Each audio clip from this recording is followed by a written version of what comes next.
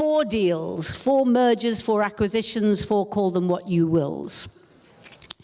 The Harvard Business Review reports that 75 to 90% of all mergers and acquisitions fail. Why do they fail? They fail because what makes sense to the bean counters, to the accountants and the lawyers in Chicago doesn't necessarily make sense to the people on the ground in Palermo and Paris. That's why they fail. When you're dealing with organizations where the most valuable asset truly is the people, and can I just say, I hate that word human capital, because I hate to be thought of as an asset, but when really what you are selling is tribal knowledge, people's skill, goodwill, know-how, very difficult to quantify. And if those people are not kept in the loop, if you do not communicate with those people, if you do not then get them on side in the deal you are doing, you will be sure that you will be one of those Harvard statistics of a merger or an acquisition that failed.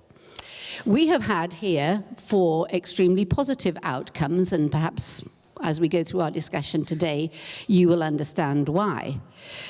I would imagine that many of you in the audience are perhaps individuals or organizations who at some stage may be interested in selling your company. You may be an organization or an individual who at some stage might be interested in buying a company. And many, many more of you will be individuals who are those individuals who truly count. People who are involved in organizations that are either going to buy another company or sell the company that you are currently involved in, which of course is truly traumatic or disruptive or discombobulating, disconcerting for you. So some of the issues we will be discussing will not surprise you. The issues that relate to the people in the business around whom all these deals are being constructed. Okay, on the screen here, you're going to have just a holding slide of who's on the panel, but I am going to introduce to you people whom you know very briefly around the table here. Patrick Oman, now chairman of IrishRelo, which has been bought by Dan Sennett of IrishRelo also. Next to him, Corallie Pringle of InTouch, who has been acquired by InTouch, represented here by Sebastien Besson, on my right here. I'd like to introduce to you somebody many of you know, Bob Rosing, CEO of Dwellworks, who has recently bought Dean Foster of DFA International Global Solutions to work with Dwellworks in the intercultural side. Bob, incidentally, thank you so much for that fantastic gala dinner that we had last night. Wasn't it just the best? It was just amazing. That's all we do. Yeah, absolutely. And on the extreme right, my right, your left, Bev Mayhew of Orientations merged with Steve Burson from ReloJapan. A Kiwi. I didn't realize you were such a massive All Blacks fan, but there you are. There we are. Now, all very different deals. We only have 1 hour for 8 extraordinary stories. So we're going to really try and draw out of these stories meta themes, because we have understood it's not about us or them or their individual stories, their individual deals. It's about you. What if you were thinking of selling your company? What if you were in the market for acquiring companies, either to extend your reach or your skill set or your offering? What if you were in the position where you realized you had to merge with somebody else, right? What are the issues that emerge? Now, I'm going to start off at the very end here with Patrick. Keep it short, Patrick. We haven't got an hour just for you, although it's always possible. Now, many of the people around in this panel will be saying the same thing. They sell their company because they've come to a point in their lives, in Patrick's case, the springtime of his senility, where he was interested in acquiring another shed load of spondulics for his old age. And basically, you're interested in succession. Who can take the organization, the business to the next level? So what, Patrick, that was more or less your backcloth. What was it that motivated you to sell what was it that motivated you to sell to Dan? What was it about him that sort of you liked? I mean, we're keeping this, yeah, what was it? Why did you decide that this was a good cultural fit for you? And what would you recommend to people about the upside and the pitfalls of selling your organization, of selling your company? Well, everybody thinks about the succession plan. And I thought about the succession plan. You're encouraged to think about the succession plan when you have the EuRA quality seal. That's one of the questions they ask you. What's your succession? What do you think about succession? I had great ideas about succession, but I had no successor. So Dan, Deus ex machina, entirely, fortuitously, we met at EuRA, the best place to meet, and Dan wanted to move to Ireland, and the conversation sort of went on from there. But what really identified Dan as a possible successor to me was the fact that he had a lot of the same ideas, he had the same appreciation of people, and I felt that he would be a good man to whom to entrust IrishRelo, and trust is at the bottom of, or at the top of the list, and it underpins the whole success of any merger, acquisition, or takeover, or anything like you like to call it. Trust is what you need, and I trusted him, and so far so good. When did you do the deal? It was only a week ago. Yeah, exactly. We've gone 7 days and it's not been too bad. I don't know what's coming of the world. Patrick is actually doing what somebody asks him to do for once. I don't know whether it's the new. I don't know. It's the new management. Yes. I'm going to move over. I'm going to move over here now to another individual who sold his business to Dwellworks. I mean, Dean, you sold to Dwellworks. Exactly. And what was your reason for selling? You could look at it from a professional and also a personal. Professionally, we saw the industry changing, and we knew that we would have to make an investment in the change in order to keep up and ahead of the curve. And that took us to look at our personal situation, which was Cheryl and I were looking at where we were in our lives, our age, and thinking, if we make this investment now, when would we see a return on this investment? And perhaps we need new thoughts, new investment, new blood. The industry was moving very rapidly toward technology.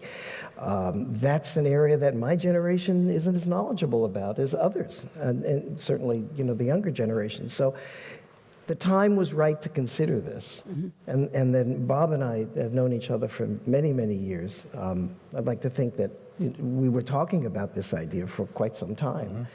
And again, to Patrick's point, we had conversations about this here at EuRA.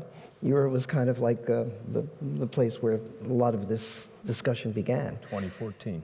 2014, right.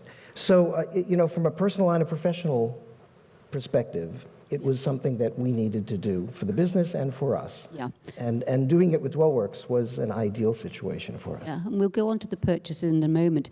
I'm moving on to Bev, who again was very hard-headed in your decision. You tell us why you sold in the end. Why did you decide to sell out?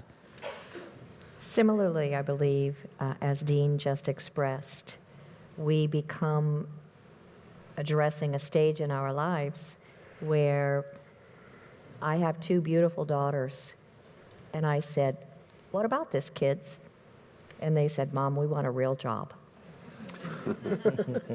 So, in addition to the fact that I was becoming more mature, it was a similar situation. In order to take orientations to the next level, I knew it would require not just the passion that I had held for the past 36 years, but it was going to take a significant investment. And similarly to what Dean has said, did I want to continue to remain involved for an additional period of time that would guarantee a return on that investment?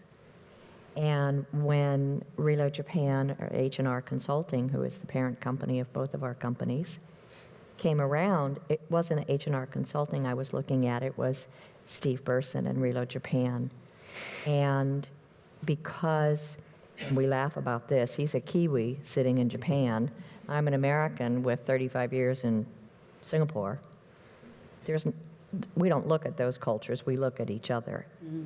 And if I had a piece of business that I needed to have serviced in Japan, there was only one name that ever came up.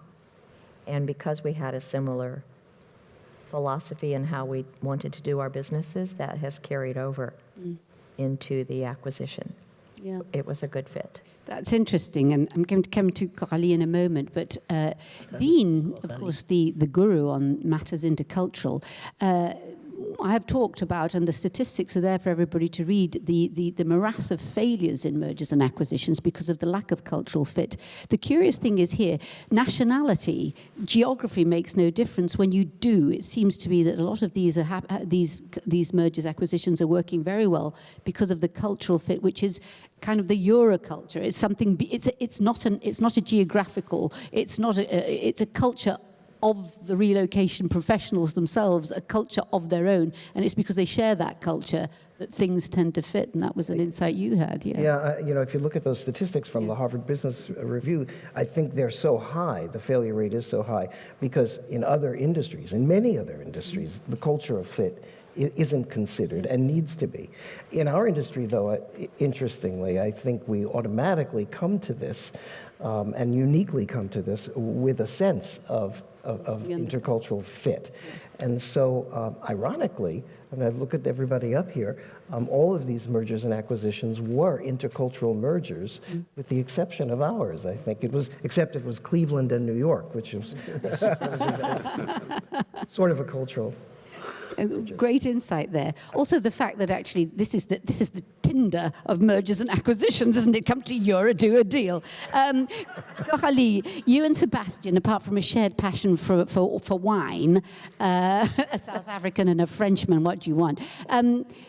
Tell me about how you decided to sell. Or merge, really? What was your motivation? Well, if I look at the motivation, and there was a kind of double sale in my case. In the first instance, I sold about 8 years ago. The InTouch acquisition wasn't actually my selling to InTouch. It was the company that I'd sold to, selling to InTouch. And the first one was kind of in the statistic of the 90% failure. And the second one, I guess, it ticked all the boxes from, a fit in terms of vision, alignment. We both worked in tough markets, tough emerging markets.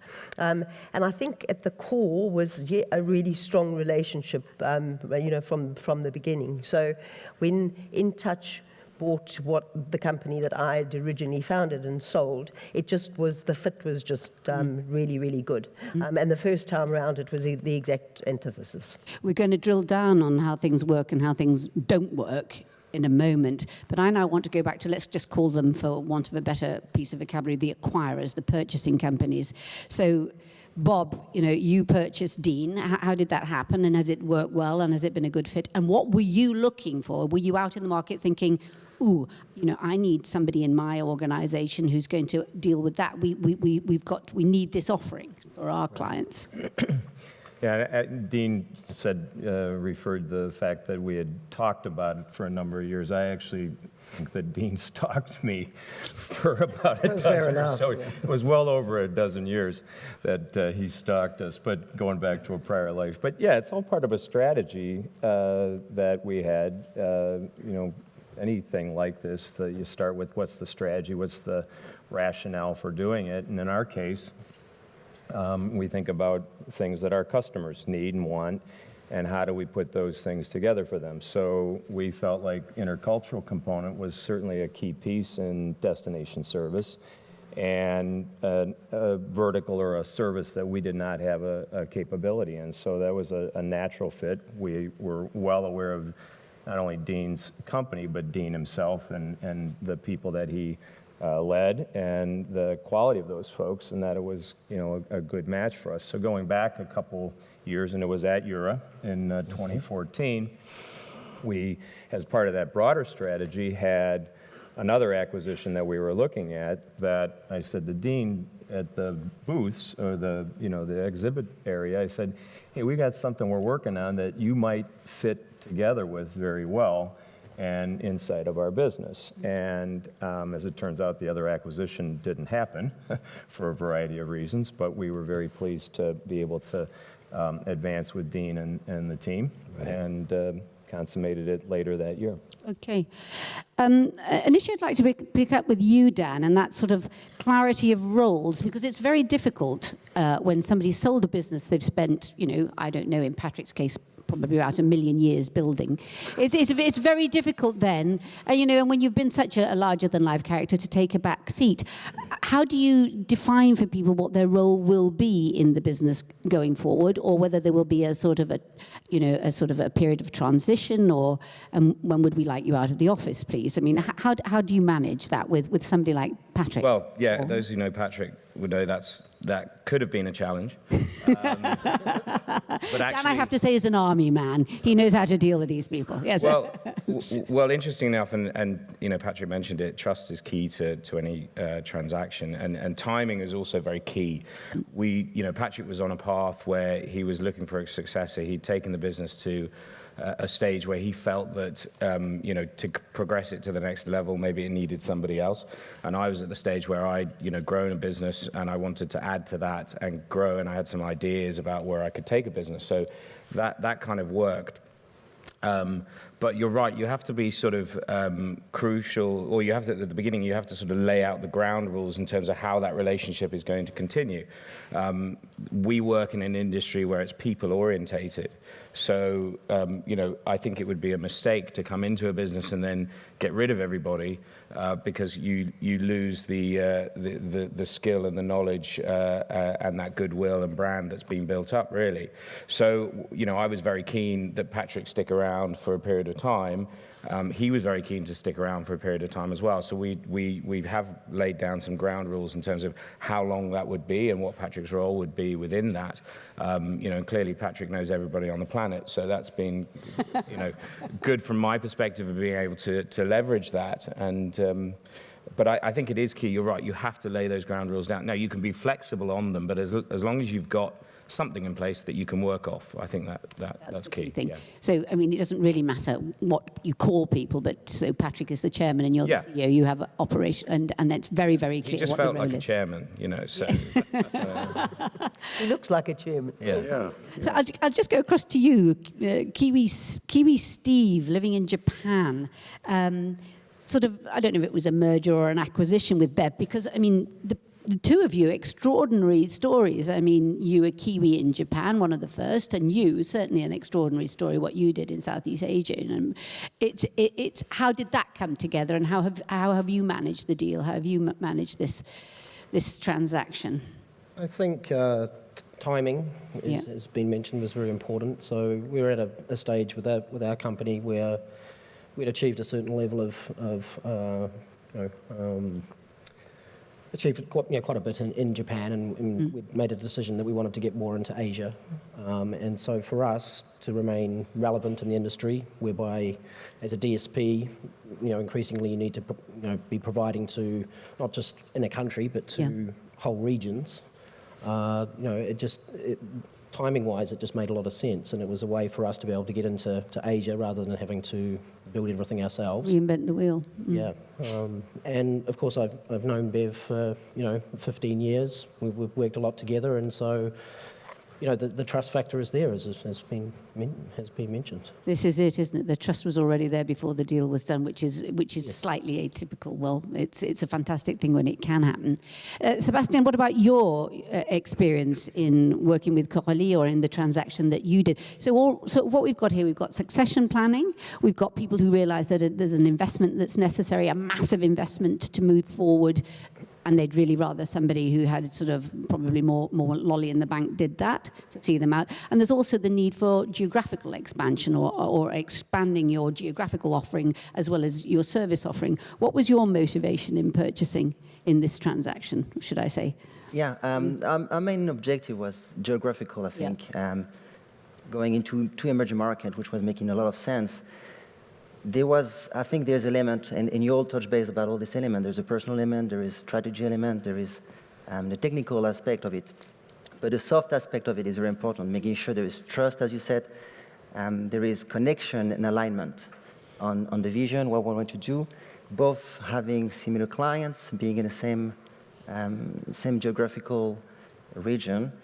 I have to say that the cultural aspect is very important. Yep. And if you don't, we are people assisting people. So if you don't buy, we're buying a team. That's what you're buying.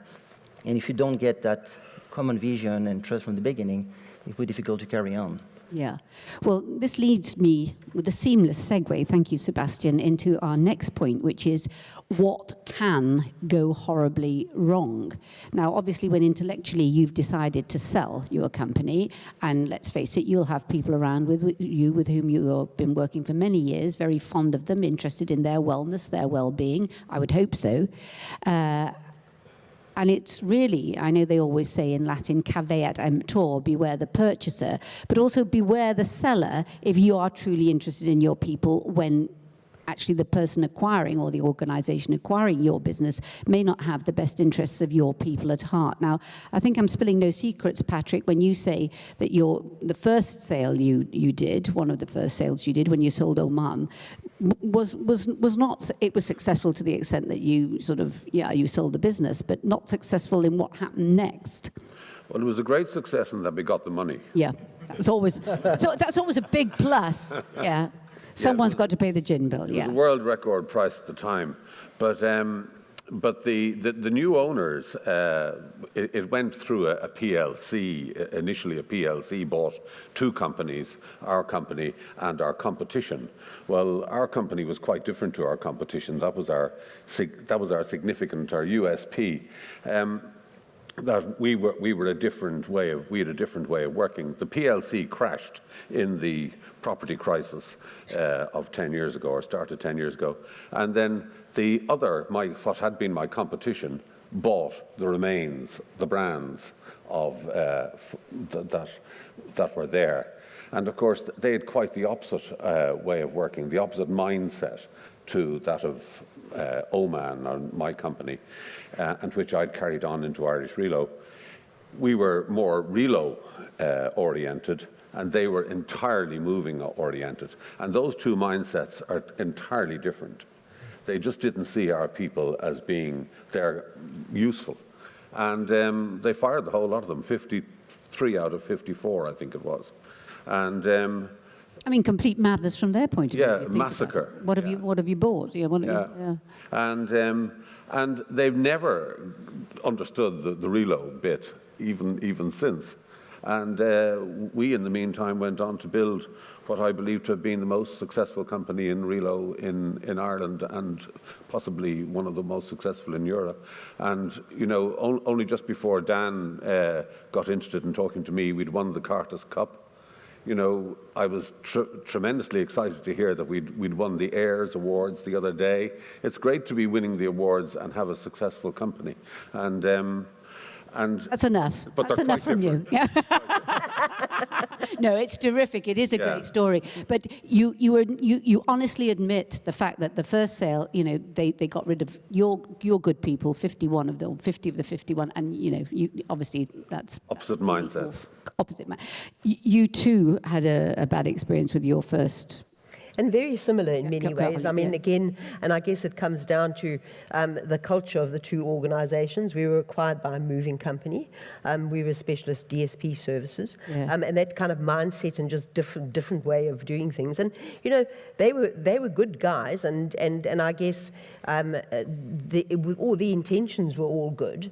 But as the sort of, time went on, the fractures appeared in terms of misalignment, expansion, and then we just landed up really not liking each other, and it wasn't great. They didn't go to the extent of firing us all, I have to say. Would dare. And we also won the Carter's Master Cup. Yeah, well done. Now, did you win the Carter's Cup here, Bev? Has everybody won the... another point, Bev, we've had this conversation, sometimes with the best wind in the world, with everybody in absolute good faith going into a deal, the purchaser, the acquiring party, and the selling party going into the deal with absolutely the best faith in the world, and then the market changes. I mean, you were saying that the purchase of Oman, the market changed. I mean, that can happen too, Bev. Bev, and things from, left of field come into the equation that mean that with even the best will in the world, things go pear-shaped. Absolutely, but I think what is most critical when that happens is that the parties involved in the original deal are able to sit down and say, for the sake of the new organization, for the legacy to continue, you have to be able to work through those things. There may be challenges, there may be hiccups, but no one saw that coming out of left field. And so as a result of that left field whatever, you have to be open enough, honest enough, transparent enough, flexible enough that you are able to move it forward beyond that bump in the road. Yeah. Because no one ever does anything, at least in the experiences that we have all had, no one ever does anything with a malicious intent. It's just, that's why it's so critical to be able to understand the true people involved. Because if there are changes that need to be done, and I believe we shared this yesterday, the way the company moving forward will act, even though it may be the best of intentions, is not going to be the way the company acted as it was in the past. And that is a true position that everyone involved needs to be aware of. Everyone will buy in to change if it is executed in the appropriate manner. It is the challenge to do that rests with all of the parties involved. Exactly. And would you say key to that is communicating all the time to everybody involved in the equation, every single Exactly. body involved in the equation? Even though there may be a 12-hour time difference. Yeah, yeah. But one of the things that I've learned about that is I know when I communicate best, so that's when I try to schedule those calls. No point being in charge for nothing. Yeah? We will continue with this, and I do want to open the floor to this because, as I say, many in the audience here may at some stage think of selling their company. Some will be in the position to buy. Many of you have been in this fraught situation where you have been bought or sold, your organization has, and feel that trauma, let's face it, sometimes that grief, because, it is the end of relationships, so you think it is.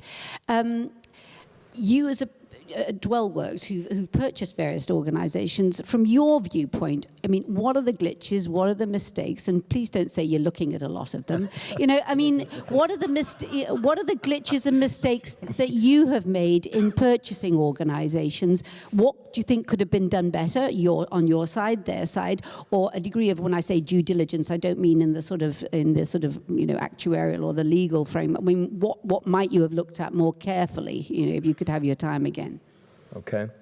Well, I think the single most important thing in any acquisitions, starting with the strategy, you tick all the boxes on the strategy. Why are you doing this? How does it fit? And all those things.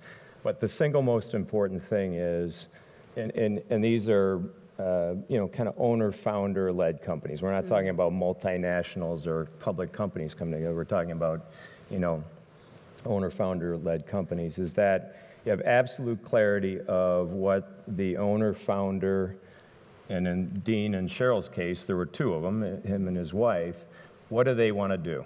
What are their objectives? And Dean talked about at the top side of this session what they were kind of facing on a professional, personal level. So, that's the single most important thing, is to have absolute clarity around what does the owner-founder want to do with their life, with their kind of go-forward plan. How do they want to participate in the new company, or don't they want to participate in the new company? In this case, Dean wanted to continue, but in a different role, which worked really well for us, and Cheryl wanted to not work anymore and move on to other interests and endeavors.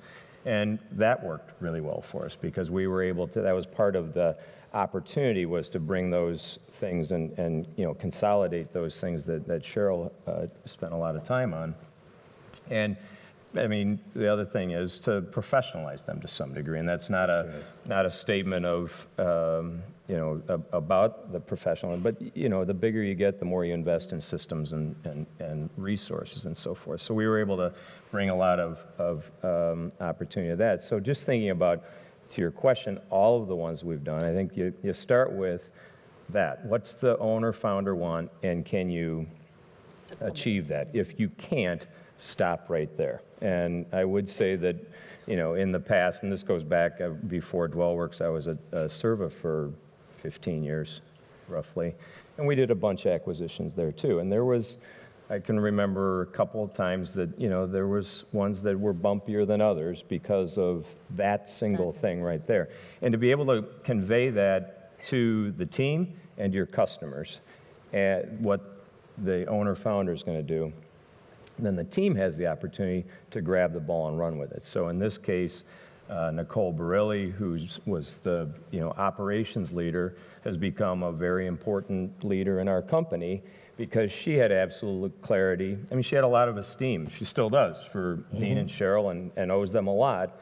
But this has created a new opportunity for her, and having that clarity gave her the free rein to go grab it without, maybe worrying about how you were feeling about her advancing her own star. So this is actually a very interesting point that, those persons in an organization that has been the subject of a takeover or merger or acquisition, whatever we want to call it, they have the capacity to grow if they want to pick up the ball and move with it in a way that they may not have done under the previous dispensation. Right. That's a very interesting point.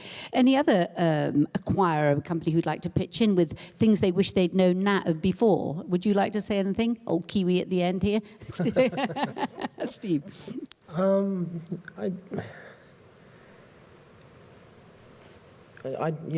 not sure that I have anything. Have you got anything else to add? If not, because there's so much to discuss, nothing else you'd like to add. Anything you'd like to add, Dan?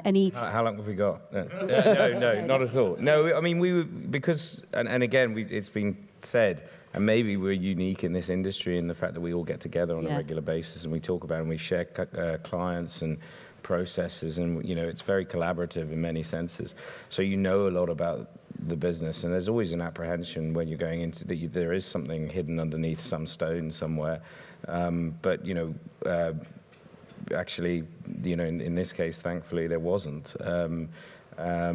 So yeah, there wasn't much there, but I guess that's the mistake that people outside the industry may be buying in who don't have that knowledge, and maybe there was, some of the examples that we've had, they don't quite understand the business, and that's when they are hit with a surprise of how it should function, and that's where the mistakes come in. Yeah. I'm going to open the floor now because I say this is a massively interesting topic. So we've had the reasons why people sell, often succession, or they want to expand geographically, or they just see a very, very good fit and the timing is right. People buy because, it's a lacuna in the skill set that they can offer, or it's a lacuna in their geographical positioning, whatever, all sorts of reasons. We've had a look at what it can mean for the people who are in the business or in the organization who may feel, worried, depressed, grieve even, and how that can be managed, how we will deal with that.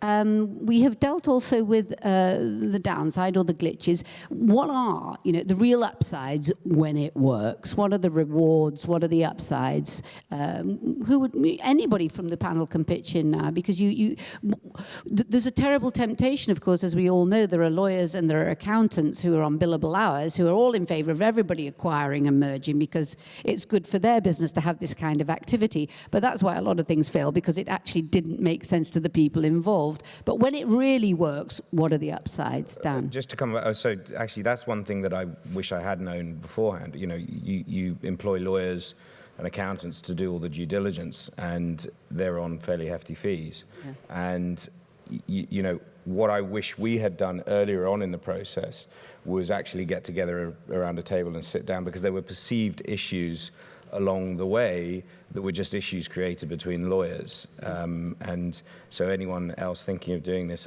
sitting down with the individual and actually thrashing stuff out right at the beginning is probably a good idea. So a merger acquisition in EuRA is the complete opposite of a divorce in the real world. It's like you wish you didn't get the lawyers involved. Yes. Well, sitting down with a good mentor or facilitator, it's very difficult to have a conversation with somebody when you perceive them as being unequal. Yeah. But if you've got somebody to sit between you who knows how the thing works, that can be a big help. And Do you know, I'm wondering, Patrick, when I look around and I see, really I do see the knowledge in this room, and I see some of our former presidents and, many of you who've been in the business for so many years and truly know the thing inside out. Whether at some juncture a kind of a forum couldn't be created for individuals who were thinking of doing an MBO, for example. How do I value my company? What is it worth? Or, people going into a sales situation, how do we value such a thing? There may be... Ask me. Ask Patrick Oman, Carter's Cup winner. No, but it's true. It's really, Bob had said to me earlier today, it's very, very lonely when you're at the top of your business. Yeah. You really have nobody else to talk to, and mentors are scarce. You can't talk to your competition. You come to EuRA, funny enough, and you will open your heart to other people who are similar to yourself and own their businesses. And maybe that's why some of these, or all of these deals began at EuRA. Yeah. So find somebody in EuRA that actually has walked that particular journey before and talk to them. Yeah. That's a very I think just one of the motivations for selling or finding a partner that can take the business forward is, I think when you find a business, you have an enormous sense of responsibility for the people that, have been working for you and have contributed to its success. So, having that way forward for them and a roadmap for them is also, for me personally, very important. That's a very important story to communicate, because it's not, I'm off now to sail my yacht in the Caribbean. It's actually, I want to look after your futures too and give you a chance to blossom and shine. Yeah. Francis, for us that was very important, because when we were independent, we were in a very fast, high growth mode for quite some time. And one of the professional reasons for us for selling was that I wasn't sure we could sustain that without some input. Resources, more thinkers, more people who were more in touch with how technology worked, etc. So for us, it was, we framed the story to our team as continuous opportunity. I mean, we have all this opportunity, we're growing fast. Well, we have a way now to make sure that that's going to continue, so that your opportunity within the organization would continue as well. That was important for everyone to feel comfortable about the change that was about to happen.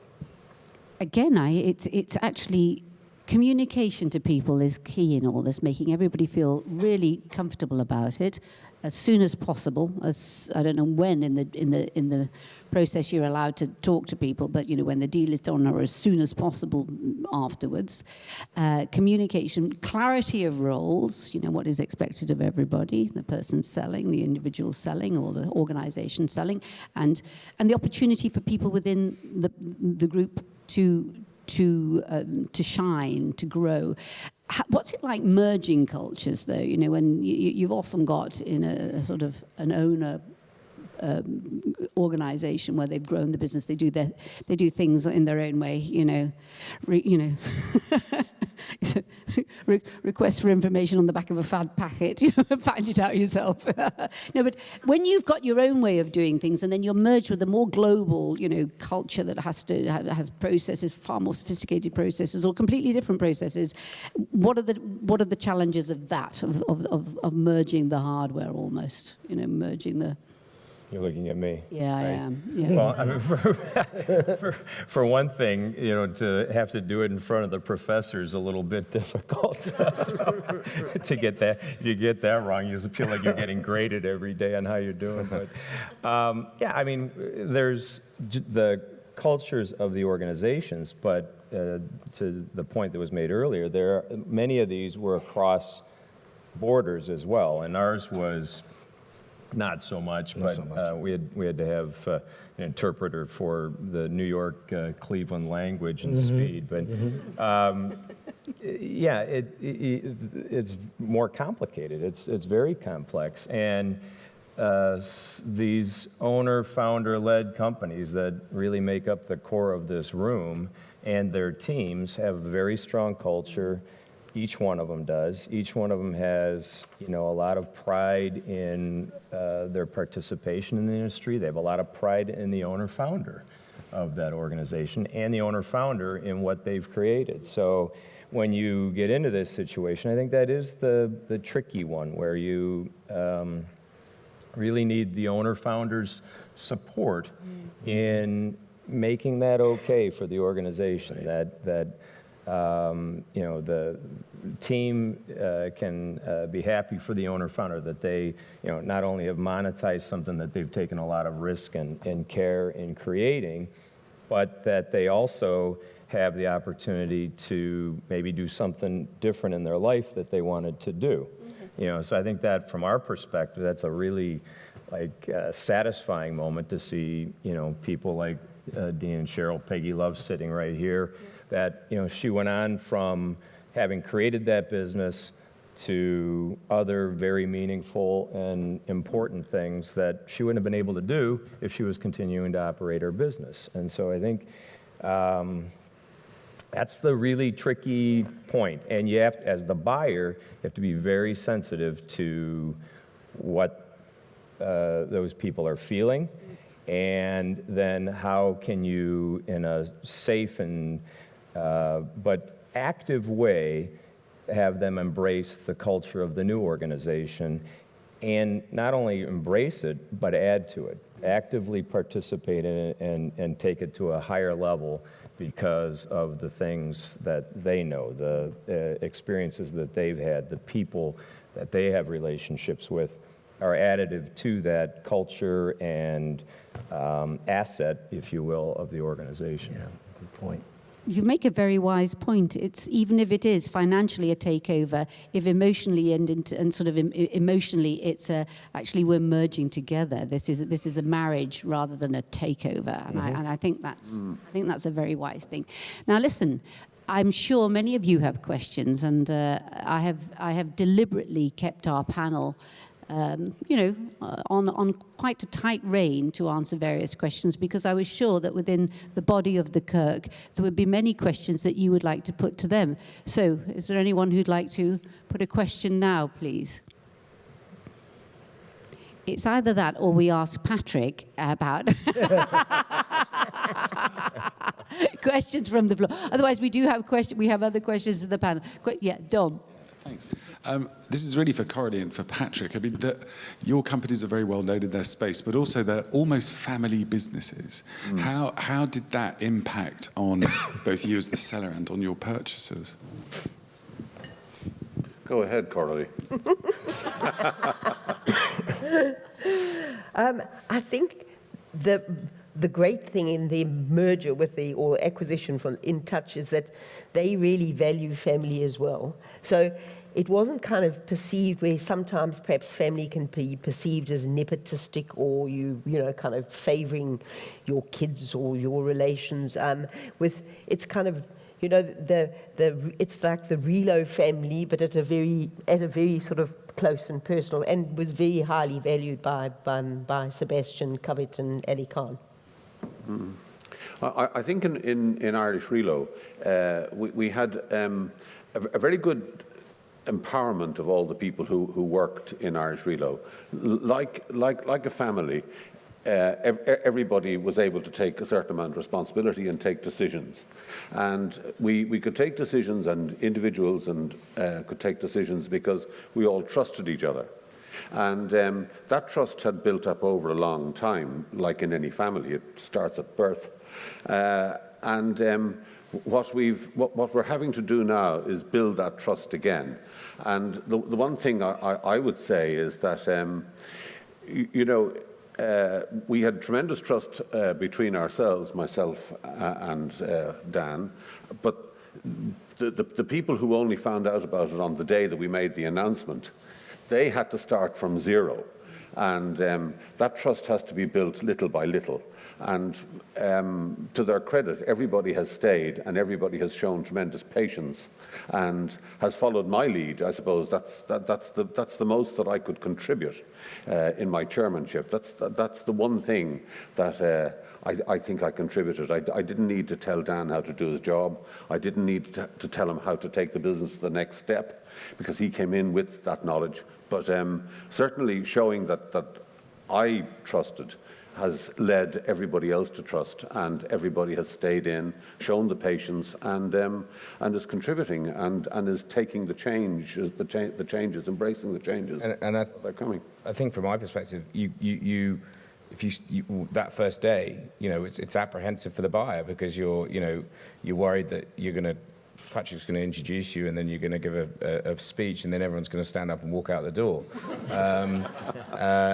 But I was very clear at the time that this wasn't about cost cutting and firing a load of people. And I've always worked in very flat organizations. Even a surprise to some people, the British Army is actually a very flat organization with empowerment at low levels, so people get to make decisions at the coalface because they're the ones that actually know what goes on at the coalface, as opposed to someone sitting a mile behind trying to work out what's going on. So, in both corporate life and then my previous life, I've always been like that. And I sort of put that across when I first started. I wanted ideas to, come to me. And I sort of came up with a situation where we have a whiteboard and everyone is allowed to put a Post-it note with an idea on it. And then, my promise is that I'll go and answer everyone. And now I have a pile this high on my desk, which I haven't answered yet. But I was quite clear about that. And I think, what was quite interesting is somebody came up to me after and said, we knew something was going on, and I was just worried about my job. And as soon as I'd said, well, it's not about anybody losing their jobs. In fact, we've added people since. There was a lot more comfort from the staff. But Francis, if I may contribute. Of course, please do. It's not just about the acquiring company or the company to be acquired and everyone there feeling good. You have to communicate that to your customer, who at the end of the day is paying your bills. And we are very proud to say that we have had, the acquisition took place last July. We have retained 100% of our customers within our community because our customers have always known they can trust us, and that trust spills over into everything and anything that we do. So at the end of the day, we can be the best of mates, but if it's not coming back into our customer base, we might be the poorest best of mates. I think it helps a lot as well that we had shared customers. So, the both of us have been working with the same customers. So, I think in Sebastian's case, that's true as well. I think another thing just to be careful of is, you do, tell everybody that tomorrow, after the acquisition is done, after tomorrow it's back to operations as normal. But you've also got to let people know that there is, it's operations as normal, but there are going to be some changes. So there's no way that after an acquisition that things aren't going to be a little bit different. So, to get people to buy into that is important. And I think, people are mentioning opportunities, but, turning that into opportunities for people, I think, is very important. Yeah. So you've made the very valid point that you have to tell the story, you have to communicate with people, you have to tell them the upside, you have to be honest about the downside, and you've talked, Patrick, about patience and people, when things are changing, it's difficult when people, and you don't know yourself necessarily how they're changing, so people have to trust you. Absolutely. They will then give you their trust and their patience while things are. And I was interested that Beverly brought up the customers. When myself and Dan spoke first, before we involved any lawyers or accountants or due diligence or anything like that, I did a sort of surreptitious survey of our customers, because we did share customers just like you did, and sort of brought the conversation around in my visits to the RMCs that we deal with. How well do you get on? I sussed out whether they would have any problem and I found that Dan was completely acceptable to everybody that I was dealing with. Darling, there's damning with faint praise. But you do have to do the research, and you do have to look into things. Yeah. And it's not all about the money and all about the deal. It's not just about the deal, no. It's about making sure it's going to work. Yep, yes. Questions from the floor, please. Thank you. Peggy over there. Okay. Do you know what? Sorry. Sorry. There's a lady there, and then you can have mine. I'll come over here. Hi, I'm Elizabeth from Munich. Even we dinosaurs in the industry will retire one day. So my concern is my people. Maybe one day I sell or merge. I have people working with me who are younger, and some are much younger. They have been with me for 10 to 18 years. So I feel very responsible what's going to happen with them. So I was wondering, Patrick, would it not have been possible to do something contractual that people can stay on if they like for a certain time? Or how do you deal with that? Well, the people who work for you are actually protected by law in the EU. They have to be taken on. So as far as that goes, people are contractually protected if they have and they have to have a contract if they're by law in EU. But what we're talking, the contract is no use if they don't gel with the incoming owner. And I think the only thing you can do is to just make sure in your own preparation, your prior investigations, that the person that you're going to do this deal with is going to take care of your people and has the same kind of ideas, has the same mindset. I discovered about mindset the first time, and that's what you have to do, is make sure that that's all you can do. Legally, they're protected anyway, but that's no use if they don't work. If I could just speak to it from an acquirer's perspective and then take it to an experience I had of being acquired, it starts again with what's the strategy and what's the client imperative for why you're doing this, and then you've selected a company that you're interested in.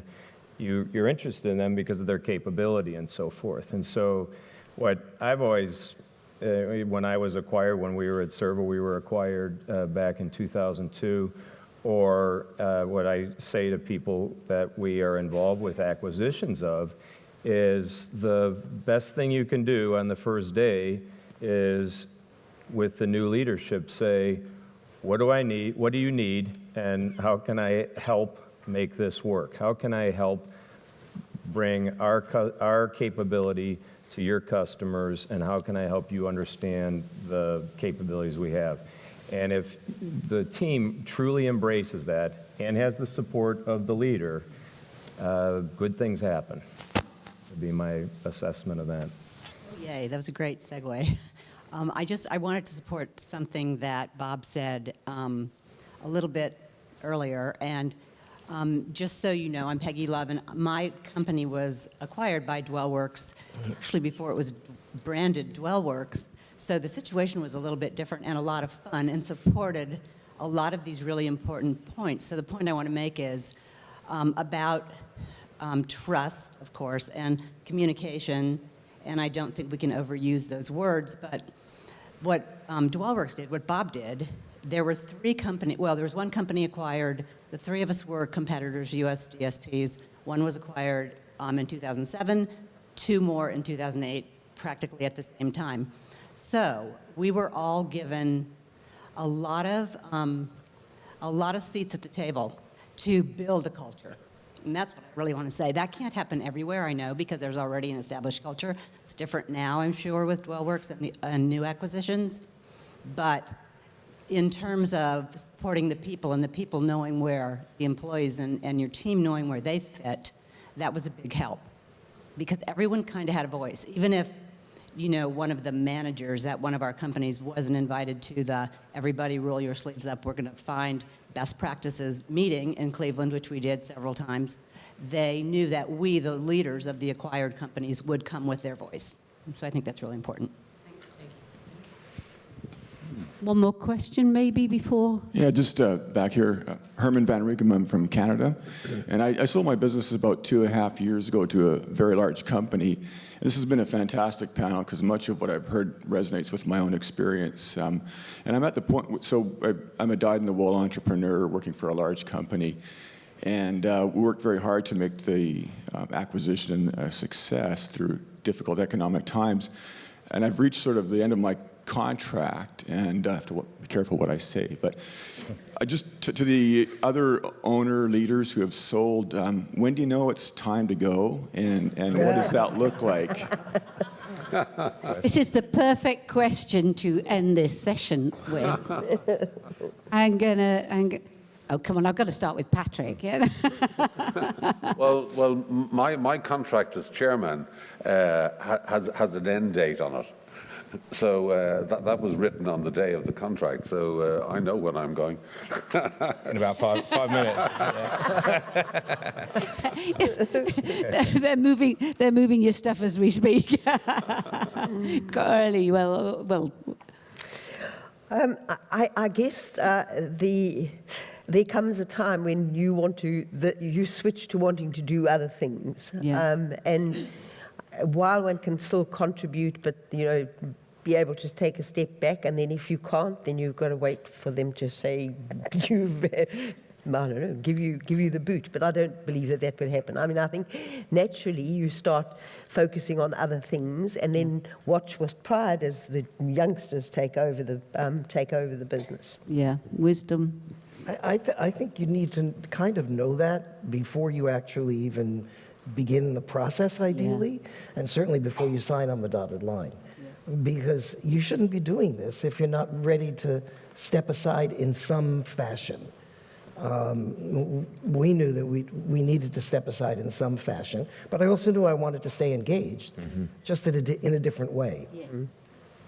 And defining what that different way would be, for me, was a little bit of a challenge at the beginning. There's talk often of people who sell and have difficulty giving up their baby, the thing that they developed for so many years. But I mean, you're making a business decision, and you need to know that this is what will happen. And part of, I think, what makes it easier to give up the baby is to know that you do need to step aside and to think about what that means right at the beginning. You make a very valid point, but I think you will concede too what sometimes people understand intellectually, they don't understand viscerally and emotionally. That's a challenge. What about you, Bev? I would agree with all of the owner here. The critical piece is you have to have a very clear definition of how you are loved in terms of when it is time to go. Make that decision. I didn't have a problem with letting go of my baby. When I made that emotionally, even before anyone had approached me, I knew I was going to do that. That is what I wanted to do. What, like Dean had conveyed, what the challenge is understanding what it is that you can contribute on a continual basis and having that very well defined. Because as we have all said, business as usual in your mind is not business as usual in the new owner's mind. And so it's very important to have that very clear. Panel, you have been terrific, and I really mean that. A round of applause for every one of our panel, every member of our panel.